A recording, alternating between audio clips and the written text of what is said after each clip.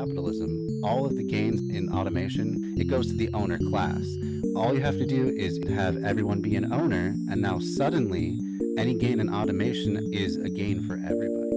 If you grow just one thing, it may not grow as well as if it grows with another thing. A good example of that is called the Three Sisters method of farming. There is definitely multi-apartment buildings or multi-families that do passive design. $100 million that they gave to Joe Rogan that they would kind of be out if they breach contract. Is that a bigger number? Or is 2 billion a bigger number? I don't know, Zach. It's a tough one. I It's know. really hard. And maybe comparing numbers is not Jeremy's strong suit. Gotta go kill a Jenny. I still don't think you should kill her. I don't think it's a good idea. It's a ghost, dude. Welcome back, everybody, to Bread Theory.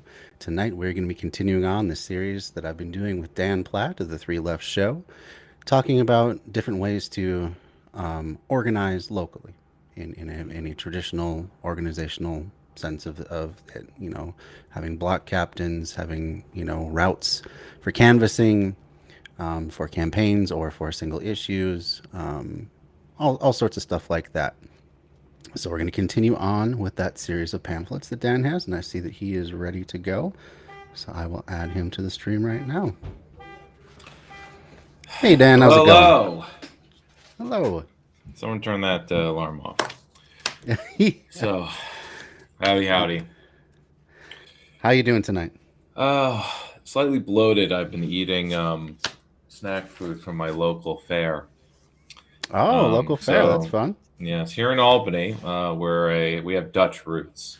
So we have in our Olmsted Design Park, lots of tulips planted. People from around the tri-state area come to see the goddamn tulips. Nothing else. Well, a few other people see the Capitol, I guess, but it's weird how far people come to our little Mother's Day festival. It used to be originally a bunch of hippies gathered in the park and tabled around the tulip beds. Mm-hmm. It was called Pinkster Fest. Named after an event that occurred in Albany in the early Republican era, days of the early Republic. It was kind of a Saturnalia, because there was still slaves in Albany, a slave would be named Pinkster King, or the poorest person in town, and it was all It's basically one of the few events of the year where people of different classes mingled. Excuse me for a moment. No problem. All right, well, Dan is attending to that. I guess we can chat if there's anything that anyone is interested in. I had a nice Mother's Day weekend myself. Got to spend some time with my mom yesterday and then my wife's mother today. We went to the farmer's market. It was drizzling out, but there was still lots of vendors out, and the flower growers and arranged like hanging basket stuff, they were out in force. Like this is like their time of the year. That's always fun to see. I do landscaping for my job, so always on the hunt for pricing and stuff like that. We also went to a few different garden centers together. Got to see some really cool stuff. I've been gathering ideas for doing a northern tropical garden. There's a local restaurant in Minneapolis that has kind of a tiki bar theme, and I had reached out to them recently through my work, saying, "Hey, you guys, I love your theme, your decor, and all this stuff. I love your food and your drinks. The only thing I don't love is your landscaping. It's just kind of bland. It consists of a lot of like dying arborvitaes and some of these like 100-200 foot beds along the road and the boulevard that look like they haven't been attended to in a good 5-10 years. So they're just big piles of weeds and stuff like that. So I'm like, hey, what if I could put together a list of like tropical stuff that grows in Minnesota? That's where I live. And but looks tropical, so it fits your theme, and you don't have to replant it year after year, because there's always that option. You can spend a whole lot of money and actually buy tropical stuff, and it will wither and die, or you have to take great care to store it over the winter, which, if you're running a restaurant, especially a trendy hip restaurant, that's probably not your number one priority is storage of the landscaping. So I'm like, hey, let's do some perennials instead. So the perennials will come back year after year, no problem. Already acclimatized. So I found these amazing like Siberian irises for one that have like these like electric blue main palette tones, but then like veins of yellow and pink and these flares that come off the side of them. I found some hibiscus actually that are hardy even to zone 4 where I live. So that's been really cool to find out about. And I've just been building up this palette of plants that there's a few different difficult conditions that they need to grow in as well. Like right by the front door, it's it's under an overhang, so it's going to be a very dry area. It's also on the north side of the building. It's right by the entrance though, so it has to look really nice and full. So I'm like, what would really go well here? But I found a bunch of stuff. There's some really cool looking trilliums and Jacob's ladder, and there's actually a bunch of natives to Minnesota that have somewhat of a tropical look to them, believe it or not. There's native ginger, a bunch of ground covers, and then also some other more exotic stuff that can be thrown in the mix there too. So, but it does fine in the dark. I found some giant hostas as well that do really well for that space. So as long as they can keep it, watered once in a while, we'll probably have to add in some irrigation because I didn't notice any when I was there. But as long as they keep it irrigated, it should be just fine. In fact, it should look really good. And yeah, again, it'll come back year after year. So I'm really excited for that project. Um, yeah, let's see what else is going on. This upcoming Friday, I managed to. This is also through work. I managed to swing a potting demonstration. So I'm going to take my skills. I do a lot of like raised bed plantings. Basically, you'd see like at the entrance to a store or an apartment or something like that, and you see like a big planter. So I do the seasonal color for that stuff. So what I'm going to be doing Friday night is teaching people how to do it themselves, how to arrange things, a little bit of color theory, a little bit of plant arranging theory. Throw into the mix there, and each of them will have a little pot to take home themselves, and also it'll be a chance to get some more business cards out. I'm trying this year to do container gardening as a service, like offer it for residents who only have a balcony or a patio, because it seems as though every like high end, mid-rise to even the high rises now seem to all have balconies attached to every single unit, and most people don't do much with them. It's probably either people that aren't that are just busy, or maybe they just don't know what is possible on a balcony. They've never had to do container gardening before. So I'm like, hey, why don't I offer my expertise for that? Um, let's see if we can add some more stuff. So I think there's like huge potential to add like you know use as much space as possible. Like incorporate some permaculture principles as well to like value the marginal. These spaces are basically about as marginal as it can get because there's no soil, of course. Every bit of soil that you put on a balcony has to be brought in. They're under harsher conditions than you would find on the ground. You have to deal with wind gusts and extra exposure that you wouldn't necessarily have to deal with if you have a tree cover or if you're planting things directly in the ground. But there is opportunities in that too, because we can utilize better vertical space. So we can do things like use garden towers. And a garden tower is basically just a cylinder. I've made them out of wine barrels before. There's also like supposedly professional, and I apologize for that banging in the background.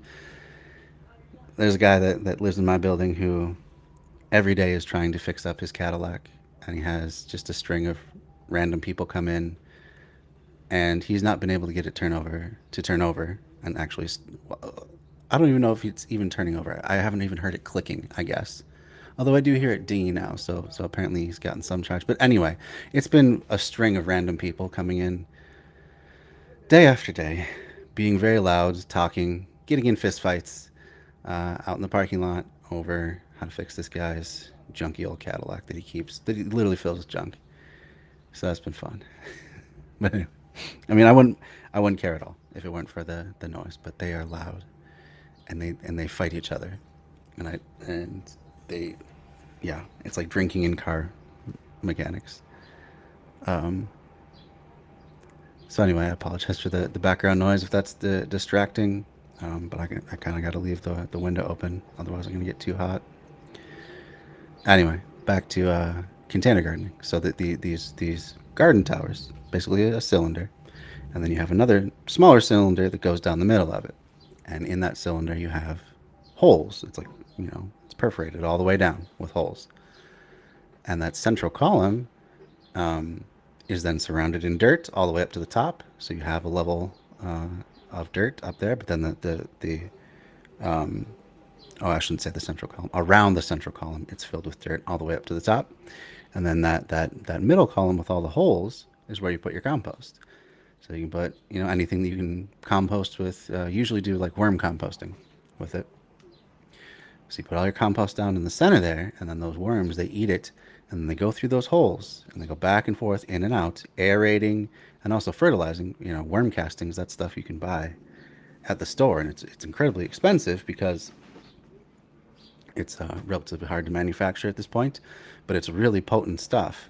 It's not high in fertilizer per se, but it's high in biological activity. So the sort of stuff that you want living in your soil, the bacteria, the fungi, that really interact with plants, and most plants are dependent on to some degree in order to get proper nutrition. You want to have that in your soil. Dead soil is not good for you. It hinders the growth of plants. It means you have to pour on even more artificial fertilizer. You really want to have a living soil, and worm castings contain all that biological stuff. So they're putting that out into your soil as they're going back and forth inside this in and out of this column, um, so it's really cool. And then on the outside of these cylinders or barrels, whatever it is that you're using, you have holes. In the plastic ones, they're more like pockets basically. So they have a little opening, and then there's a little lip that sits out, so you can like stick a plant plug into it. And the garden tower too, which is the one that I'm hoping to use a lot, has 50 of these all the way around the outside. And then you can of course plant the top layer of soil, that surface that we filled up. And so you can have 50 plants growing in a 2 foot by 2 foot space. That's pretty incredible. There's no other sort of garden that I know of that you can do that sort of thing, other than vertical aquaponics systems, which then you're reducing that ecological impact because you're having to rely on pumps to pump the water up, which I suppose you could do without electronics, but it tends to be electric powered pumps for that. Anyway, vertical farms really cool, and they can be done in small places. So I'm really going to try and I'm really going to hope to roll this program out this summer and get some takers of it, because I think it'd be great for well, really anyone, busy executives, or what I don't know what kind of people rent these places, lawyers, doctors, I assume, upper management, because it's way out of my price range, and I'm not doing too bad for myself. But yeah, these are likely busy people, so it'd be great to have low care requirements for these things. So I'll be using a lot of self-watering containers. Things like the garden tower, they tend to retain their moisture pretty well as well. And in fact, with the garden tower, there's a little collection bucket. Dan is back, so we will continue that more. Hi guys. Hey, are you able to continue? Yes. I'm just gonna need you have to bear with me. I may pause from Hey, no time to problem. time. Put my mask on, so to speak. Gotcha. Okay. Let's press on. So I can tell you privately later. Sure, no problem. So, so I want to talk about. So you were just covering. What were you covering? I For was just that? talking about my day and my work and stuff like that. Mostly plants and growing things and Yeah, stuff unrelated to political organizing directly. But I've been seeing stuff like that around, mostly because it's spring and it's what people's talking about. yeah, I mean it's the time. So why do I mention Tulip Fest? Well, besides the fact that I'm eating kettle corn, the real kind, by the way. Oh, the kind they make in those big vats. Yeah, I the love. good Oh, the good kind. that is the best stuff. Like the kind that they were selling at the fest before any kettle corn anything was being sold in Ah, supermarkets. So it was really the only place to get it, something like right. it. But Yeah. anyway, but still nothing beats getting it, and it's still warm. Oh, that's so So nice. anyway, I was petitioning yesterday, and after Oh, two how did years that? of not having the Tulip Fest, it of course more people were there than ever, or even usually less people come Sunday because it's Mother's Day, and there was actually more people today than yesterday, which is Mm-hmm. all my life. That's I don't think that's ever been the case. I tabled for the Green Party. We did tabling, and I've tabled for other organizations like the radio station at Tulip Fest as well. But however, we call it we because the nonprofits are all along one particular line, like road Ah, park, and so right. it's sort of ghettoed because there is no like big circle where if someone's just moseying through the fest, they're going to come across the nonprofit stuff. It's you kind of have to be walking through it. Right. So we didn't really get a lot of traffic. So Oh, the that's a shame. conclusion was we didn't really get enough engagement to justify spending the $100 at the table. Really, not even enough for that, huh? Mm, I did expect something more, but it really wasn't. Because everybody's by the tulips, and the nonprofit line is the opposite side of the park. Of Um, course. the food vendors are and the art vendors are on two sides of the tulip beds. Though there were tulip beds in other parts of the park, but obviously they're all like scattered around another side of it. So I just wanted to relay some of the experiences of that for any Yeah, chat for definitely. anyone watching. Um, Now I'm not. All aside, I'm not really into it right now. As I kind of let the last time we spoke, I was. I did get an answer on why we need to make such an effort to petition and get on the ballot. Mm-hmm. We have a court case currently with to overturn Como's rules change, and we need Okay. to at least make a good faith effort of trying to get back on the ballot. The other reason is if we don't make an effort to get on the ballot, we lose anyone who is currently registered to Green, and they will Ugh. revert to being no party or something like that, Oh, jeez. or other, Yeah. and we won't be able to identify them unless we go out and register as something else. Mm-hmm. I don't find it too an important point though, because when I did go out and canvass every green in Albany, I Mm-hmm. found that 70% of them were old timers who were maybe against the duopoly, but otherwise didn't have any radical or even left leaning politics, even or just Oh left man. leaning but not left politics. Right. Progressive, not Some people, it's so far. actually worse. They just like, oh, green is my favorite color, and so I just chose green randomly. uh, They know nothing about the greens whatsoever. yeah, Um, man. so there's that. So area two is when you're out petitioning. There's different levels of public engagement. There's the kind of petition where you're just asking the simple question, particularly if someone's elected or not, or if they live in an area, if it's a campaign or issue. Like if there's the petition where it's just I'm collecting, just petitioning to get support for X issue or against X issue. Right. Um, that's pretty easy. It doesn't matter what kind of affiliation people have. It's just a simple yes, no question. Do you support this or that? Would you like to know more? When you stop people. The other type is the petition where it is for a ballot or for a candidate, and that's where there's different modes of thinking about how to approach the ask. Hmm. Howie Hawkins himself made it into like the question. It's like you're asking for a little favor, like, "Hey man, can you help me out? I'm gonna get my friend Howie Hawkins on the ballot, or help me get the Green Party on the ballot. Yeah. Will you help me out?" It's like asking for a nickel. Yeah. It seems Um, non-confrontational that way. Yeah. yeah, and instead of leading with questions like a NPC dialogue tree, Yeah. "Hey, are you registered to vote in New York? You know, would you Uh huh. be interested in, if the more yes no questions you ask, the more opportunities you give The someone to say no, thank you, and they will move on. yeah. Um, Sometimes without you even blurting out the first question, they will say, "No, I'm good," Right. because they think you're selling insurance Sure. or something of that nature. Um, let's see.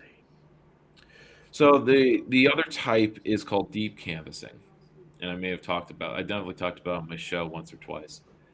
And deep canvassing is where you are going around about with an issue, but instead of asking yes no questions of any type, whether it's would you help us by signing this, or do you support this or that, or when it's a campaign or a candidate, it's like, do you vote frequently, or would you vote for a candidate, or would you consider looking more into our candidate? It's more of a you ask an open-ended question, with the intention of shifting people on the issue. Hmm. This is how you actually get people to change their minds in the Midwest on immigration and health insurance and all sorts of issues where it seemed like, oh, it's impossible. They're all reactionary wingers. But they've never been politically engaged by anybody because let's say they're in a rural area or just a suburb. And it's just besides commercials, they're never actually talked to by anybody who actually asked them an open-ended question. What do you think about this? Hmm. Or why do you believe this? Not in a way of an argument, but just to explore. And it does, in fact, shift them.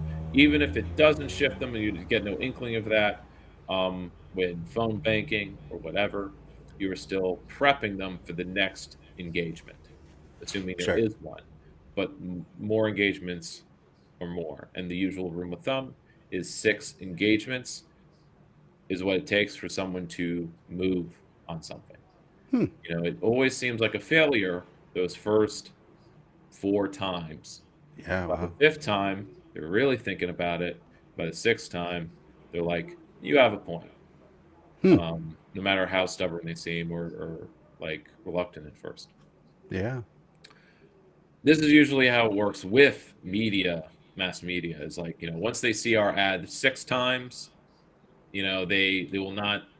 We're in their head. We're there rent free. We don't have to pay for a seventh ad, but you have to pay for the first 6 ads. Okay. Um, and if you don't see your opposition, if we don't get 6 ads out there, then we're not. We don't have equal mind space, Hmm. and so we're not taken seriously. Which I'm just repeating something that Jordan Chariton was saying about Nina Turner's campaign in Cleveland, where she was on the recent race outspent 10 to 1, Hmm. and Nina wasn't spending money on ads. There is a kind of general attitude with left wing candidates that we don't want to spend our money on ads. We want to do it on ground game stuff. We want to pay volunteers a Mm, living wage. sure. We don't want to give it to the the networks and clear Yeah. channel. That Because man. that's what you're Mm. doing when you pay for ads. You're giving it to these these It's horrible corporations. big Yeah. big corporations.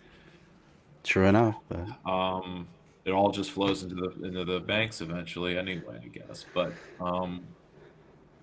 it does seem to, at least when it comes to undecideds or the the mass voter, um, it does make a difference because it's like they were running ads like Nina Turner called Biden a piece of shit or a bowl of shit or compared him to a bowl of shit. And the thing about black people in Cleveland and other certain cities is that they are still very much loyal Democrats and mm, they like Biden because he's the Democrat. And there's and by loyal I mean I support my president when it's a Democrat. And how Mm-hmm. dare you speak ill of them? We need to be Mm-hmm. united, as I've kind of mentioned in other rants. We need to be Right. united. The left needs to be united in that way. We are so quick to badmouth each other in various ways, That's true. and I like to avoid that. Um, but yeah, so it's getting don't want to get stuck in the weeds, but I wanted to explain those three things. So Mm-hmm. when I did the wrong thing where when you're petitioning and you need literally as many as possible, you're just supposed to keep asking for petitions. Don't really strike up a conversation in any way. Just keep moving to the next person.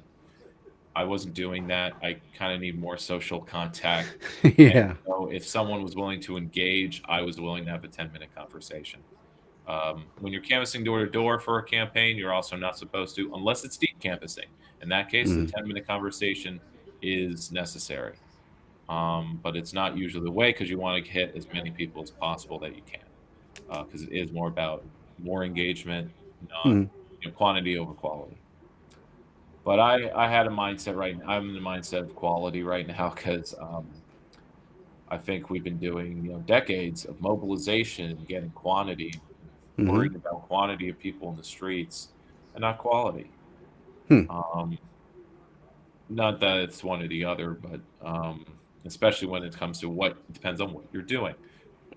And so I only got 15, which is actually a very low number for 2 hours.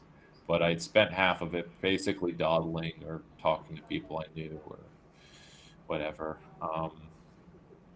But I did have, yeah, but it's you can stand in one place and have everybody kind of passing, back and forth and trying to stop as many people as possible. But usually waiting for the people who are moseying, people who are not walking that quickly, like they have somewhere to go, or Yeah. they're taking their time. Those are the people I'm like, they're probably not going to be annoyed to stop and talk to me, or Okay. even at least hear out my first question. Yeah. Are They're you they're registered open to at vote? least to Are you registered to vote in New York? the stuff they walk by. Mm-hmm. Because a lot of people, when we walk by so fast, they're just not even like slow down. Yeah. Now, we did find that there was some positive outcome whenever we phrased it as we're trying to get back on the ballot after Como kicked us off. And that would get some chuckles as well as people to turn and go, oh, yeah, I'll sign it. Okay. um, Spite can be a motivator. Yeah. And Yeah. it makes you, Don't ignore it. well, Gummo's so unpopular, and yet he kept being reelected. It's always quite one of those mysteries. Yeah. Doesn't seem to like him, but he Well, I kept being mean, reelected. But that's the there's a lot power of of lesser evilism, I suppose. absolutely. I mean, Mitch That McConnell's the same way. He's yeah, he's been hated in his own state for decades, but but if people there's just no hate others more. alternative, if there's Right. no viable alternative, Right. because that's the thing about viable, the word viable alternative, because there was this funny thing about it was when Chapo was talking about Musk buying Twitter, and it's Mm. like, what are you gonna do? Go to Mastodon? And I'm like, yeah, I did. I mean, I know I do both, and I don't Yeah. post on Mastodon often, but I have an account. I made one Yeah. I so got an that I account can too. flee there Mm-hmm. and or be the last resort, I suppose.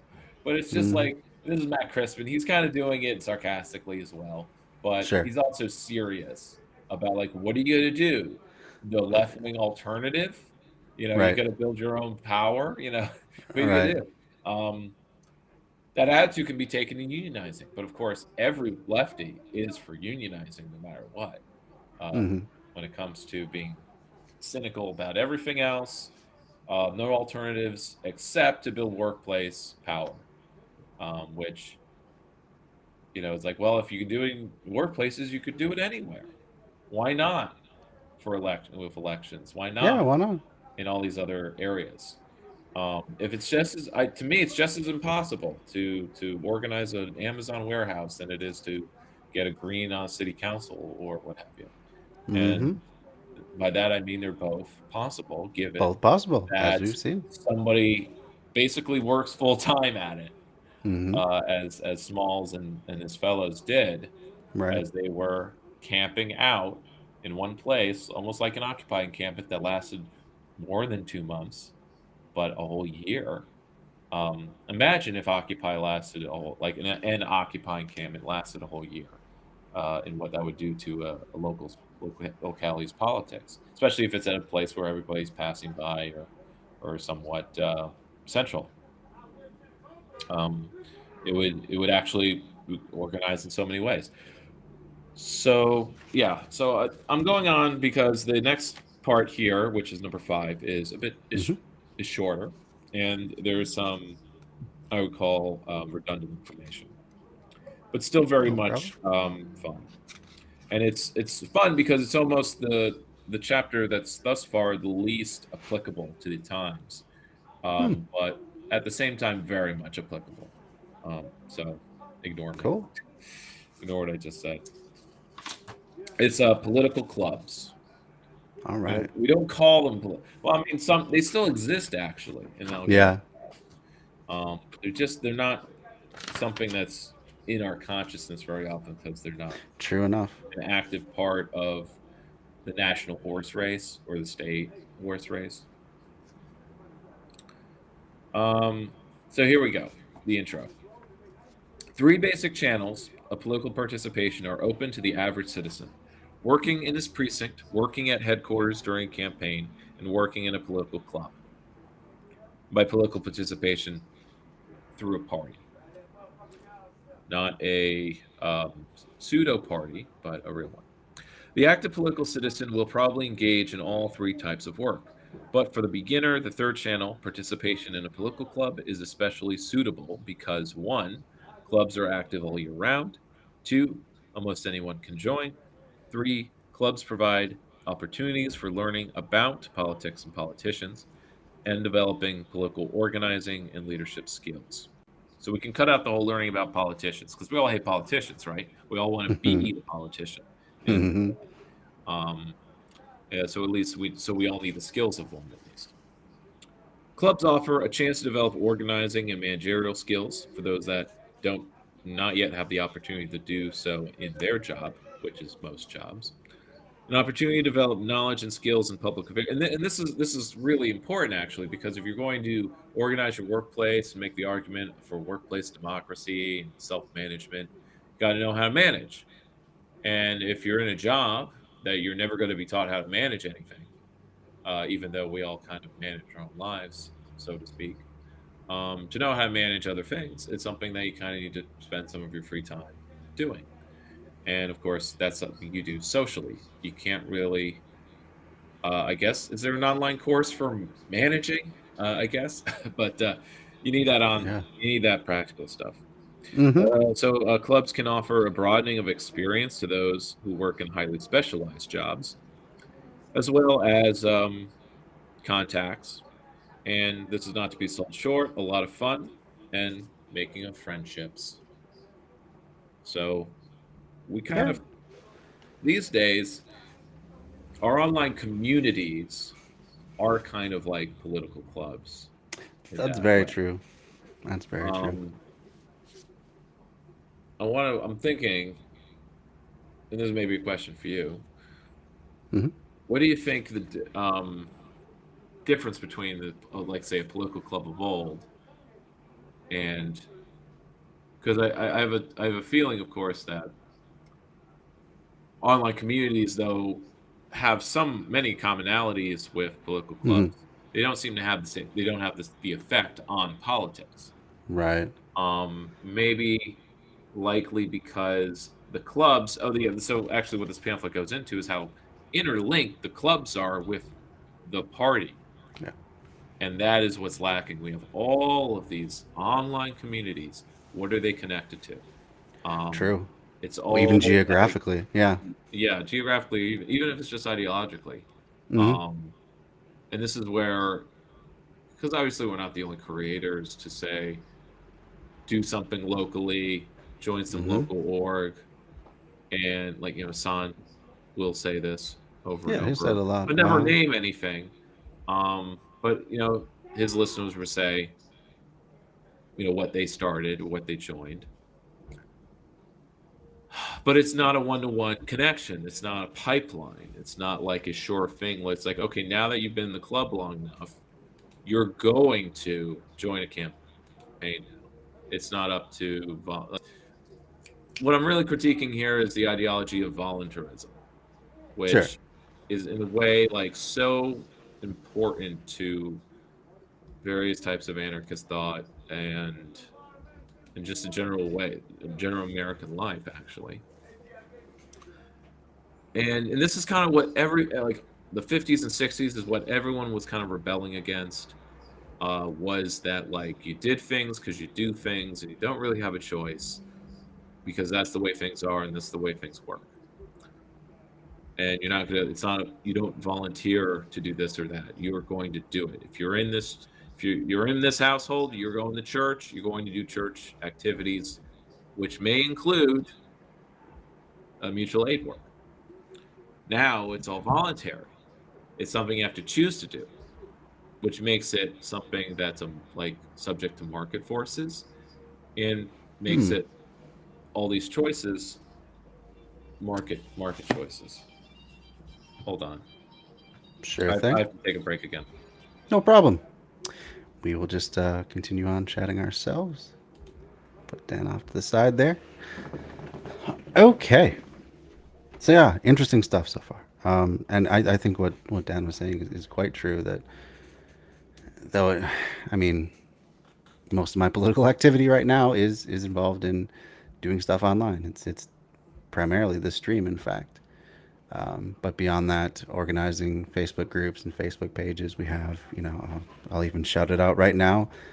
Both I and Dan are a member of Left Signal Boost TV. So um, there is a command. Let's see. What was that command? Actually, I'll just type in the thing normally. Because we got the time here. So yeah, Left Signal Boost TV on Facebook. We have 14. I think maybe we're even up to 15 now. I haven't taken a head count recently. Why am I losing my? Oh, looks like he's back again. All right, I see you're back Okay. again. Momentary interruption. All right, let's get to reading instead of getting off track. Sure. So, the first ancestor of the political club, perhaps, was a school of politics organized near ancient Athens by Socrates, though that sounds kind of like a tall tale. I don't know. More apocryphal than historically accurate. Elements of the political club developed in many institutions through the centuries. The coffee houses of the 15th and 16th century London, or served as centers of conversation on literature. I'm going to skip ahead. But it's basically, a clique who talk about politics, right? Mm-hmm. So that's what it's really getting at. That familiar political institution, New York's Tammany Hall, began as a discussion group. Although the character of Hmm. Tammany has altered until it is now synonymous with the New York County Democratic Committee, its Mm-hmm. charter members were the leaders of an anti-federalist faction. One of the most prominent Hmm. figures was Aaron Burr. Uh, Aaron Heavy, Burr. Huh? yes. Otherwise, it would be Hamilton Hall, I guess, or the Hamilton. There you go. The Hamiltonians would have been the political machine. Uh huh. Heavy immigration in the 19th century spurred development of the quote unquote big city clubs. Immigrants were eager to become Americans, to be part and parcel of their new land. There's a little bit of, by offering the newcomers membership in political clubs, political leaders provided them with a chance to learn the ways and language of America. Oh, that's not paternalistic. Club leaders helped them find jobs too. So they don't languish in laziness. In exchange for these services and opportunities, the political leader received the loyalty and the votes of these new citizens. Just doing favors, giving them soup as they get off the ships. Clubs are at the heart of this exchange. Direct descendants of these early groups, which were largely ethnic in character and often bore the names, such as the Irish American Club or the Polish American Society, are still active in many metro areas in the eastern U.S. Oh boy, we wish they. No. The politicians who organized the big city clubs were concerned with votes. The growth of clubs were linked, so it wasn't um, consciousness raising. It probably Right. wasn't a revolutionary education, a la Nope. Black Panther Party style. Right. kind of things that we would like our clubs to do. And there Yeah. are, since um, 2016, newly formed communist clubs, even in my area. But we have been sort of frustrated in that they are, in fact, just clubs, and they do not do any actual activism or organizing. Yeah. So they They're got no just kind higher of, purpose. are they just reading? Because I asked them, like, what are you doing? What are your intentions of what you're going to do? Why even tabling if you're just a reading group? Mm-hmm. Um, like you're equal to a party or something, but you're not, of Right. course. No, no, But no. are you willing to actually join with us eventually once you feel we're ready? And what are you doing to make sure you're ready? Yeah. Good Um, questions. and then they stopped. These clubs just stopped talking to us. Oh. After 2020, they just didn't seem. What it was only with Trump in the White House that it's like, oh, I care. I want to study communism. Oh I don't yeah. know if they stopped, but they stopped talking to us as a coalition of groups, which is a little frustrating. At least I'm told they're not talking to us, or we've reached out and we just got crickets. Mm-hmm. So the politicians who organized, okay, the growth of club, linked to the goal of obtaining votes for the party and to development of party leadership and workers. One of the Tammany leaders around 1900, George Washington Plunkett, established himself as a homey orator, willing to spout political philosophy at the drop of a bowler hat. Using a boot black stand as his platform, boot black. I guess I'm assuming that's the thing you shine shoes on. Yeah, like where you go to get your boots blackened. Yeah, yeah. Yeah. Plunkett developed a flair for couching political truisms in down to earth language. Historians agree that Plunkett was never a real power in Tammany, but his discourses on the mechanics and subtleties of politics are still valuable. Plunkett understood clearly the use of clubs as a device for building a following and establishing himself as a political power. So here are some paragraphs that I assume are from him. I will use it's a New York guy, so what kind of accent should I use? I'll just use my usual I funny mean, voice. you being from New York, I think you can get away with more than Let me I tell you, could. I had a cousin, a young man who didn't take any particular interest in politics. I went to him and said, Tommy, I'm going to be a politician, and I want to get a following. Can I count on you? He said, Sure, George. That's how I got started in this business. I got a marketable commodity, one vote. Next. Then I went to the district leader and told him I could command 2 votes on election day, Tommy's and my own. He smiled on me and told me to go ahead. If I had offered him a speech or a book full of learning, he would have said, Oh, forget it. So 2 votes worth more than armchair politics. Okay. All right. Yeah. That was beginning business in a small way, wasn't it? But that was the only way to become a real lasting statesman. I soon branched out. 2 young men in the flat next to mine were school friends. I went to them, just as I went to Tommy, and they agreed to stand by me. Then I had a following of 3 voters, and I Dang. began to get a bit cheeky. No, chesty. Just. Whenever I dropped into district headquarters, everybody shook hands with me, and the leader one day honored me by lighting a match for my cigar. That's how you know you made it. That's hitting the Closers big get the time, coffee. boys. Closers get their cigar lit. And so it went like that, snowball rolling down a hill. I worked the flat house that I lived in from the basement to the top floor, and I got about a dozen young men to follow me. Then I tackled the next door and so on down the block and around the corner. For long, I had 60 men back of me and formed the George Washington Plunkett Association. What did the district leader say then when I called it headquarters? I didn't have to call it headquarters. He came after me and said, George, what do you want? If you don't see what you want, ask for it. Now, perhaps because we live in this modern age of information and opinionation and Mm-hmm. education, everyone Mm-hmm. hell having at least half the people have a college degree. Right. Um, Perhaps it takes more than just asking someone for their support. Hey, will you back me? Mm-hmm. Yeah. Should I just go around the block and say, "Hey, man, will you back me? I live down the block." Yeah. But, but, Yeah. but you know what? There's a bit of Get a psychology big there. follow. Hey, he's on the same block as me. Mm-hmm. You know something about this hood, you know something about this block. Mm-hmm. I would more likely support him in something than the mayor. That, of course, everyone's hates. And I guess that can be enough, you know, when you're starting out or whatever, which is totally counter to the whole ideological way we kind of do deal with things. But or that we want to organize. But of Mm-hmm. course, as been shown, you organize people just based on building relationships. It's really just building Right. relationships. And if the relationship is just as tenuous as I live on the same block as you or I live Then in it, the same yeah, neighborhood as you, that can still be more meaningful than whoever's in City Hall or what have you. it could be. Um, this is something again. I listened at work to Jordan Chariton talk of the Nina Turner race and her loss, and how when you're campaigning, it's sort of like, why these corrupt Democrats? You don't fight them just because by saying they're corrupt, because you have, if they're incumbent especially, that's enough to say, well, they're already there, or I know them. I met them once, and sometimes it's like there's a celebrity factor. It's like, oh, I've met my representative. They said hi to me.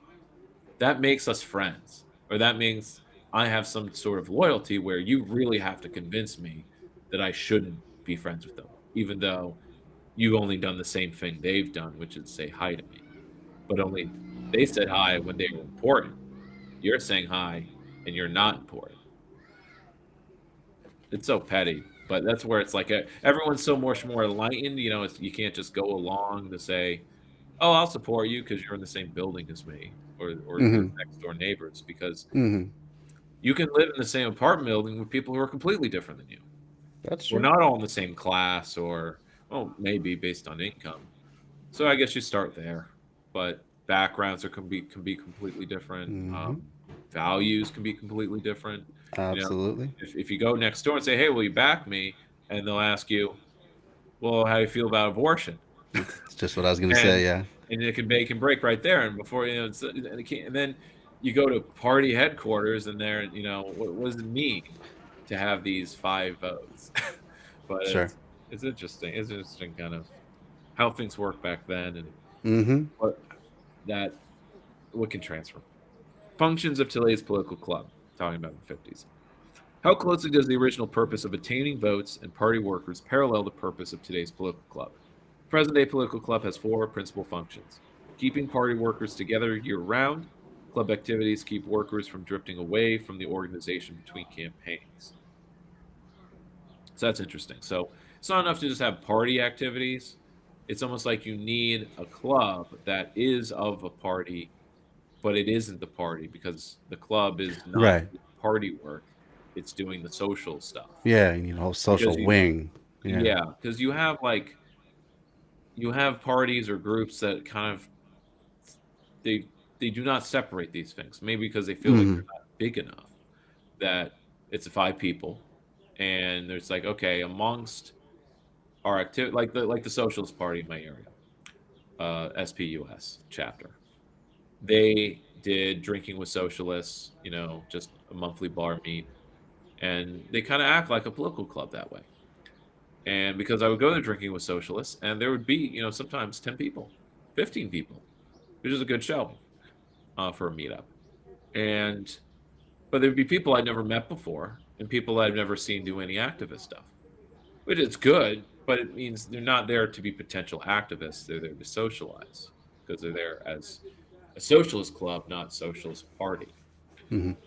But it's like socialist parties doing this, but it's like they're acting like a club and a clique, and that's why the Socialist Party chapter now doesn't really do anything besides raise money for mutual aid, which they give to the anarchists that do mutual aid, and the social stuff, I suppose. But now individually, they're all doing their own labor organizing project, so to speak, but not a joint one.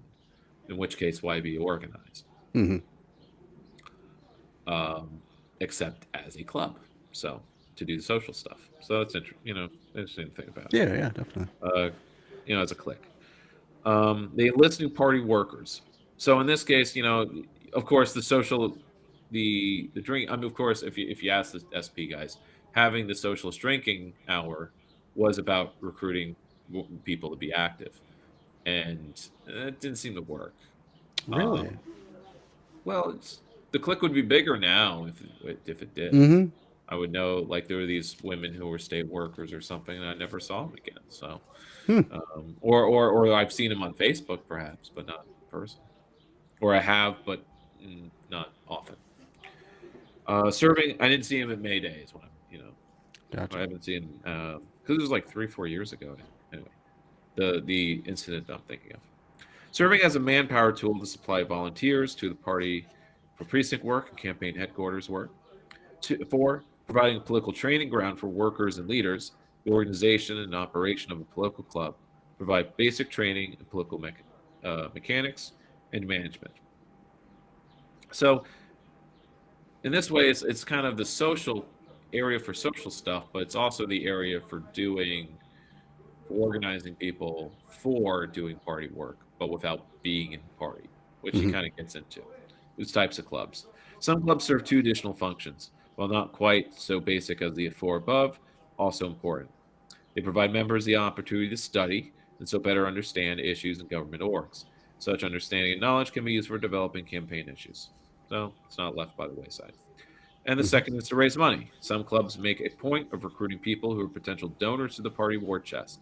Their membership causes them to identify themselves more closely with the party.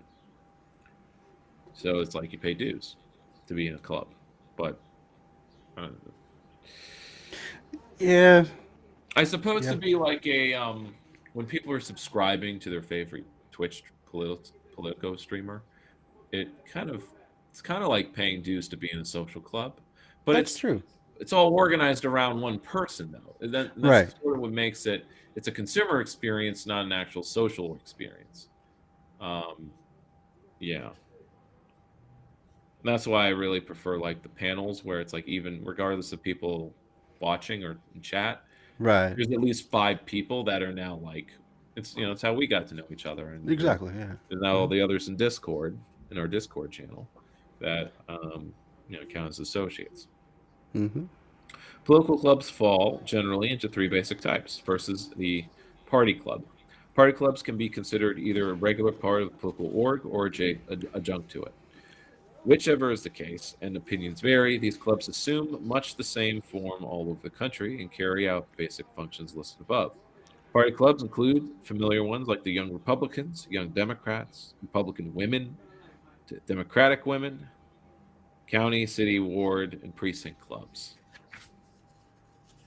Young clubs attract and hold young people and channel their enthusiasm and energies into active party work. To exploit them. The early development of party faithful and leadership is a responsibility of these clubs, whose membership is generally open to those 18 to 40. That's interesting. That's very high for young something. Because even Yeah. Green Party, the Young Socialists Caucus, kind of has a cutoff of 35. That makes a little more We sense. Yeah. thought 35 was high. Like 35 was raised from 30. Yeah. I think 30 is more natural cutoff. Yeah. But, the age gap of a cohort is 15 years, not 10. So it for at least like say like millennials would be between, at a certain time frame between 18 and 35. Sure. Now we're age 30 to 45 or Yeah. whatever it is. Yeah. Um so so when it comes to like the young Republican national, like the clubs, and he mentioned that there's different like levels as far as like geography and stuff. It is putting it as one organization that is national and has this hierarchy of a high school young Republican club, a college one. The Young Republicans are in fact a national org. I don't know if they even are, but I guess they are. I assume they are. and that they are in fact, you know, I'm sure. Yeah. affiliated with the Republican Party, Hmm. as Ben Shapiro used to be. Usually, these clubs emphasize social activities, conducting a regular schedule of dances, social stuff. Sure. Sure. Um, the fact that these clubs are often co-educational is no small factor in their growth and success. Club activities, of course, go far and beyond social affairs. Members man the polls and campaign headquarters, do precinct work, operate sound trucks, and so on. The value of these clubs to the individual is increased by the fact that they are organized on the different levels county, state, national, as well as local, that they hold conventions and meetings at frequent intervals. Participation in the state and national orgs provides opportunities to acquire new ideas, new techniques for political action, and a broadening outlook. So, going to conferences, going to conventions, always a good time. Always a good boost of morale, by the way. To find, um, not to find, but of course to meet or to see all the people who actually think just like you, especially if it is an ideological conference. Going to Hmm. Left Forum is always a treat. Is actually defunct now, though. It's not what it used to be. Oh, that's too bad. Um, at least on the East Coast. Um, I think it was more like they couldn't justify how they were doing it. Like there just wasn't enough attendance. Really? Um, yeah, because it seemed to grow over the years because it started back in the 70s or 60s. Mm-hmm. Basically, it's an academic conference, Mm. and but but over time, you have panels, basically academic panels, symposium and stuff. And over time, you would have panels that were of activists, and so talks and things that had to do with activism or types of or organizing. And I only went twice. And one year it was well attended because it was like 2016, and so there was a lot of Bernie energy. And but then the year after there wasn't Bernie energy, and it was like a rock. It was like not. It was sparse. Like every room I went to, it was basically 5 people panel, person audience, Mm. and that was most of the panels I went to. Um, and it's a good time because there's a lot of panels to choose from, and it's always fun to figure out which ones you want to go to. It's like a little puzzle, and Yeah. which ones you're gonna miss. Sure. It's like going to a music Uh, festival. yeah, exactly. And it took place in the John Jay College campus, so very nice building, lots of classrooms to use. Mm-hmm. Um, but they moved it to another borough, so it would be even harder to get to because John Jay College is like in Midtown, more or less. And I assume it's smaller. So Mm-hmm. maybe one day I'll just pop in again and see what it's like. But Yeah. I always got a lot of good stuff from it. Sometimes overwhelming because like you just go to these panels of people talking about their projects. I'm like, oh my god, all these projects are so awesome. I want to do them. And Yeah. You just want to do everything. I have half a notebook filled with notes on like Yeah. projects to start, Right. and I haven't even finished the ones I'm doing now, or whatever. It's difficult to pick one and just you got to do it for 10 years, because anyone doing a project that's been successful it took them 10 years. Um, so don't give up unless you hit that 10-year mark. But then it's like you don't want to waste 10 years if you want to know that you're gonna Sure. make it, Sure. Sure. Sure. But it's like I think the people who made it spent the whole 10 years. If you haven't spent the whole 10 years yet, you can't tell if you're failing or not. Maybe you're still in the slow going growth stage or whatever. Right. Exactly. Yeah. It could just take time to build up that Yeah, I suppose if you make steam. like you have a progress report, it's like, look, we have not made any progress this year, so probably maybe not, maybe stop, Right. or maybe it's just a matter of changing strategies and then adjusting. That's the way I'm thinking with the radio station, year to year. Mm-hmm. Have we made progress somehow? And last year it almost seemed like reverse. Um, yeah, this year may feel like a reverse. Mm. Any practicing politicians, now talking about women's clubs, any practicing politician is quick to proclaim the value of women in political work. That's nice of them. Yeah, Women charitable. now sit in the House and Senate. Reminds me of when early Simpsons episode, Mr. Lisa goes to Washington, Yeah. and Lisa when it's like, hey, we have women in the Senate now. It's like, yes, two, I checked. And he goes like, oh, you're a smart one, aren't you? Oh, watch out for you. Much, if not most, of the feminine leadership of political parties has come from women's political clubs. Their widespread existence is explained by one metro area political chief this way. There is a lot of important party jobs that men just won't or can't do. Women not only will do them, they'll do them with talent. Politics, he does not say what these things are. Politics is Okay. mainly detail and follow through, and that's what women have a real skill for. So what? Men are for generalities and not Yeah. following through? What's the opposite of following through? I Getting stuck? just yeah. Did I tell you about another digression? But Sophocles wrote a play called "The Women in the Assembly," No, I and don't think you have told me it's about a that. short play. But Sophocles is the ancient, well, classical Greek playwright who wrote the satires, and this is satire where uh, it starts. The plot is the women of Athens plot to take over the assembly, and they vote. They take over the government and they institute communism. Hmm. With jokes about how men do politics so terribly. Obviously, we cannot do worse. In fact, I believe we can do better, and so on. And they kind of like it's meant to make fun of any kind of utopianism, particularly Plato's Republic, and Hmm. so on. Okay. Socrates. Always like poking fun at Socrates. Oh Um, yeah. I did not like and Plato's Republic. it has some piss and shit jokes, sex jokes, obviously, because it's all about how That's the they eternal actually, the go-tos. joke about incels about redistributing sex. Well, Oh. this play makes it like that's what the second act is about. Ah. They institute communism and they redistribute sex. Where it's Oh like, gee. okay, if you want to have sex with a beautiful woman, you have to have sex with an ugly woman, Oh, terrible. and vice versa. Oh man.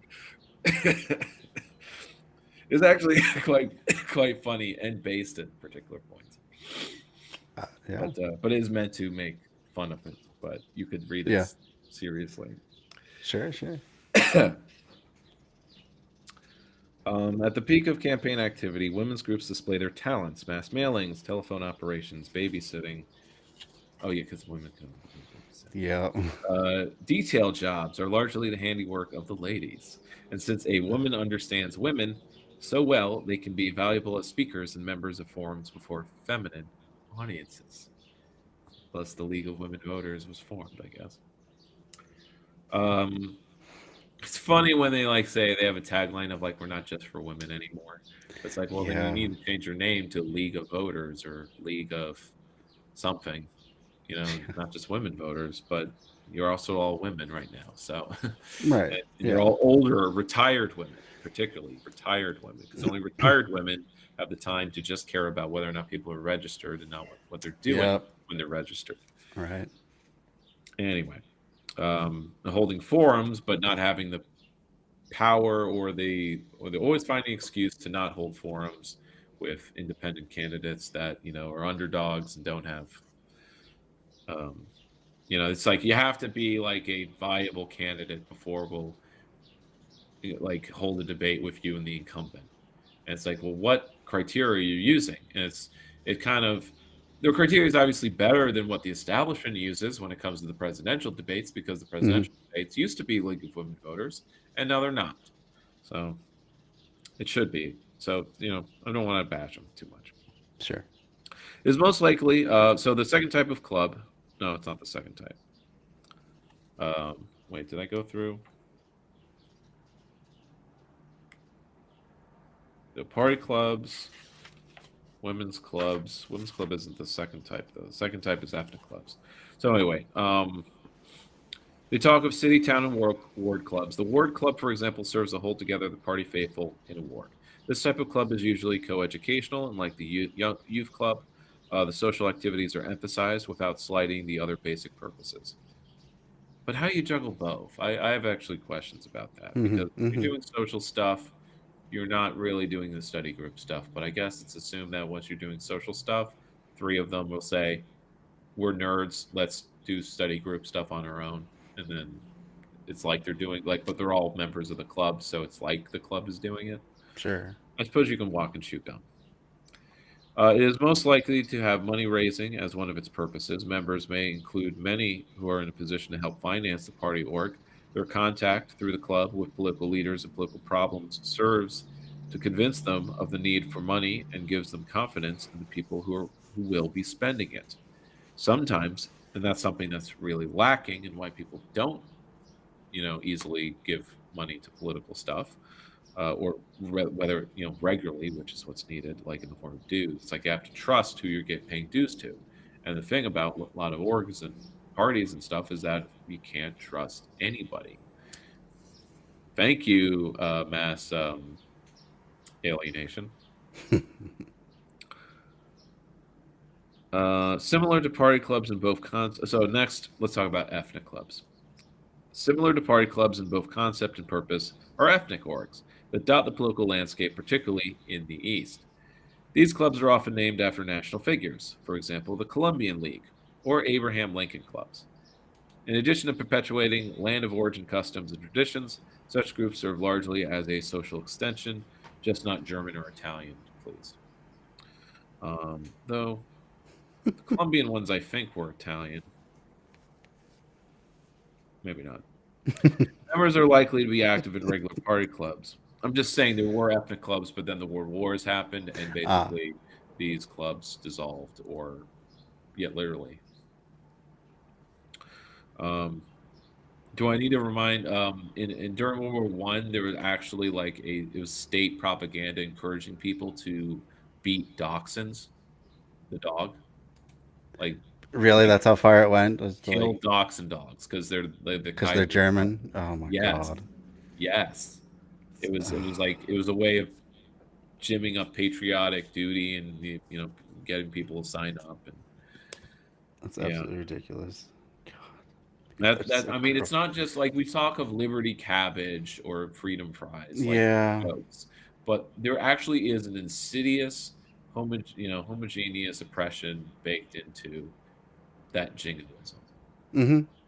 that it actually couldn't be called sauerkraut anymore, because if you did, you were going to get a brick through your window. Jeez.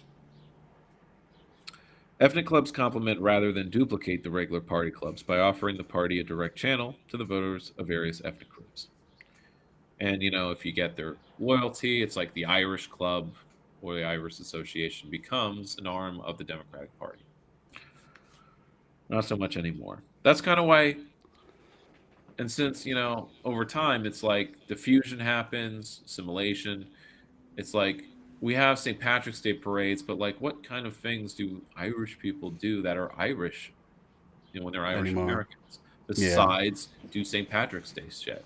Yeah. But Not much anymore. what you do on St. Patrick's Day besides remember that, just identify as Irish American and Yeah. wear green Right. one day a year, I, or I guess whatever. there still is kind of the Irish Catholic part of it that still holds some threads in people's cultures.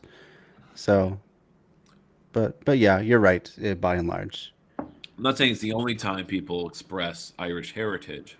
right. I guess I'm just a cynical nerd in that I don't really express any of my ethnic heritages because I just have four of them, and well, I suppose or the other way around is that my ethnic heritage is Jewish, so I do have Jewish paraphernalia, so I guess Hmm. that counts. Sure. Um, and where are we at? Okay. So last is the auxiliary clubs. So-called auxiliary clubs, such as Citizens for Eisenhower or Volunteers for Stevenson, have become especially popular in recent presidential campaigns, but they are sometimes a factor in state and even local elections. Usually, Auxiliary clubs are not permanent orgs. They exist only during one campaign and are composed of those party members and independents who wish to support one candidate rather than an entire slate. They are generally independent of the regular party org outside of its structure. So, for those who just like a particular candidate, they don't want to be. So it's a club that isn't. It's like all the Bernie Sanders stuff. It's assumed Uh, that everyone who's doing stuff for Bernie Sanders is not going to be. I mean, by People strategy, assumes they will be Democrats or at least registered Democrat after the Bernie campaign. Um, but they're not going to be active Democratic Party volunteers right. afterwards, though the DNC, for lack of trying, kind of did their best. But for the most part, Bernie and presidential campaigns are kind of like auxiliary campaigns. Absolutely, yeah. Um, so it points out the negatives of this. Let's see. Many independents who will not work for either party will join a club that is formed to support an individual candidate. Many people who will not contribute to a regular party will give substantial donations to an auxiliary club. Members of auxiliary clubs often transfer to a regular party club at the close of a campaign. Having tasted the excitement and rewards of politics, many lose their apathy to the regular orgs and join a party club to keep working on a regular basis. I would say there's maybe a 10% holdover for Hmm. it's not many. It's there's some. Yeah, yeah. There'll be some. Like there was a number of Bernie crats or burners who joined the Greens and became active in the party, Active. Hmm. at least for a little bit. Some of them have moved on, or that was temporary too. Others are just there, and they did join for the long haul. Hmm. Okay. Members of auxiliary. Okay. The advantages of auxiliary clubs may be offset to some extent by inherent weaknesses. Although most auxiliary clubs maintain liaison with the regular party group, this relationship is sometimes so loose that efforts are duplicated, resources wasted. The natural apathy between professionals and amateurs also causes friction. Friction may cause votes. Hmm. So that's something to keep in mind that, Yeah. clubs are for beginners, parties are for professionals, or they are, when you reach the professional level. Hmm. Uh, I guess it goes to show that just as like the main duopoly doesn't really care that they don't really care about earning as many votes as possible. They actually prefer they found it, maybe it's the discovery that it's actually easier to just do what they want, or they discovered at a certain point, maybe with mass media, and in mass advertising, which is something that is 60s plus, that they don't actually need as many votes as possible. It actually helps if a lot of people stay home, Right. if people are disengaged. Um, Hmm. that they actually don't need an army, all these different levels of clubs and stuff. They don't need all of that to win elections. They just need to. They just need $5 million to clear channel. Sure. Um, this is obviously, hopefully, not a big epiphany for anyone. No. No. Um, this is how things work, which is why the fundraising is always so important, and why, as much as The we would most like important it thing. to Yeah. be the case that grassroots organizing can match big money, at least when it comes to congressional races, it doesn't. It's actually not Right. much. Yeah. But it's like, because all of these orgs and clubs and whatevers don't exist anymore, it's like they have to be built from scratch for the next cycle of campaigning. If you're going to make headway, which is why it's always be very skeptical, and always very like, it's always kind of like this is a lost cause. Whenever, like, say what it was, the Movement for a People's Party or Our Revolution, where it's Hmm. like, we're going to start electing Bernie Kress to state senates across the country like now. Hmm. It's like, not just with social media, you're not. Right. You need to either raise the big money that Bernie did which is not happening because you have to distribute. It's like you have to raise that, what is it, 80 million, and then or 30 million, whatever it was, and then distribute it again to the hundreds of candidates, thousands of candidates. But again, yeah, you get what I'm getting at, right? Yeah, absolutely. So the last mentioned here. So the advantages of an auxiliary club, maybe. Oh no, sorry. So that was it on auxiliary clubs. Letterhead clubs are the last, which are basically just movers and shakers who just write a endorsement letter. Oh, okay. We don't really have a lot of that these days. Yeah, Sure, those seem like to be less important. nonprofits. There are various nonprofits that can do political advocacy and they endorse a candidate. Legal women, not legal women voters, but legal Yeah. conservation voters. Mm-hmm. Um, they all endorse the Democrat. They all endorse Biden. Whatever. Mm-hmm. It makes them look. It makes it all shady, and the nonprofit industrial complex is now an arm of the Democratic Party, if it always Mm-hmm. was, but not in the '70s, but it is now.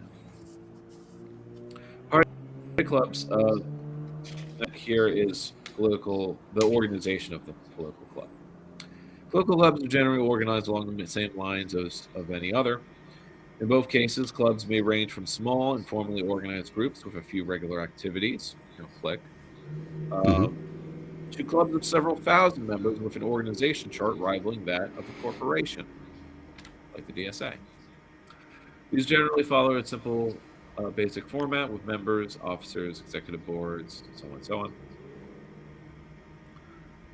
President, executive board, committees. I'll go breeze through the standing committees. These are permanent ones, You can also replace committee with working group or circle if you're using sociocracy. Mm-hmm. So there's a program committee that is responsible for preparing the program for the club meetings. Competition for people's interest and attention is high. The committee must constantly strive to plan programs that promote attendance and achieve productive results. Political club meetings are generally held once a month to bring members, transact business, present speakers, and other kinds of programs. Could be showing a left, like a movie. Could be dinner, potluck, whatever. Yeah. Panels. I did all kinds of this stuff with Occupy. Mm-hmm. But it's like a lot of these committees get rolled into one, like into an outreach committee. You're doing the social media because like it's when you do the when you organize events, it's like you're doing the program, you're doing the outreach. These are supposed to be separate groups that maybe coordinate with each other or talk to each other, but maybe because of tools that we have and computers, it's sort of like how it used to take 50 people to do like a task. Now it takes one person with a computer. Mm-hmm. Tasks that used to take dozens and dozens of people, which would be then dozens and dozens of votes, Lucky. are now done by. Sorry. Hold on 1 second. What? What is that? What is You it? don't hear that? What is it? The Is it fire alarm? Oh, Uh, the fire alarm is going off in my building. looks So, like we're turning in today. I'm so sorry. It's all right. That's a fire alarm. It sounds like a blow dryer. I know. I thought she was like running the mixing bowl or something like that, but I guess I'm gonna have to get out of my apartment for now.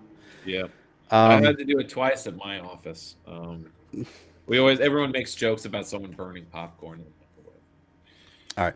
Well, I will send you a message once I'm able to return. Last time it took a long time for them to turn off the alarm, but if we got some more time left tonight, we'll try it again. Otherwise, I guess we'll just have to leave it there, unfortunately.